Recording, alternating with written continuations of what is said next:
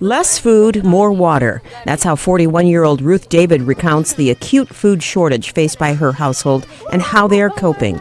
Life's been hard since the mother of three fled with her family to Abuja, Nigeria's capital city, after a deadly Boko Haram attack on their village in Borno State, northeast Nigeria. But you will not eat that you will satisfy. We don't eat to satisfy our hunger. We just manage. We cook small, add a lot of water to it, the children will sleep, and we know we have survived that day until the next day. That is the way we are manage the food. After over a decade of living in a camp for internally displaced persons, or IDPs, David still relies on food donations to feed her children. David says things are worse now as food donations to the IDP camp from humanitarian organizations have dwindled due to the tough economic situation in Nigeria. But now, they are not coming Now they are not coming. It takes like 6 months. We don't share food at our store. They are not coming with food again. They are not coming with food again. As of September this year, there were an estimated 24.8 million food insecure people like David countrywide, according to the UN.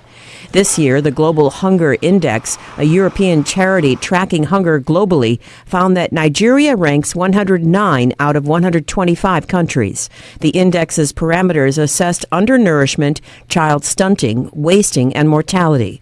Climate devastations, inflation, and insecurity are the major drivers of food insecurity in Nigeria. Hopewell Munyare, operation manager at the International Federation of the Red Cross and Red Crescent Societies, says recent global conflicts and disasters are adding to the lack of response to the needs in the country. Our efforts will always be, competing with other interests. For instance, we have the Russia-Ukraine war, which has its own impacts on Nigeria and the rest of Africa in terms of food insecurity. There's a critical issue around that. We have now the Israeli-Pakistani war, which is also happening. We have situations of like the Syria-Turkey earthquake that happened. So in those areas, those immediate or urgent disasters where resources usually would tend to quickly go also affects our resource mobilization. The Nigerian government declared a state of emergency for food insecurity in July 2023. Humanitarian agencies have continued to scale up health and nutrition interventions to the most vulnerable communities. Humanitarian advocates like Munyari are urging the government and stakeholders to map out long-term strategies to attain food security and halt the hunger crisis.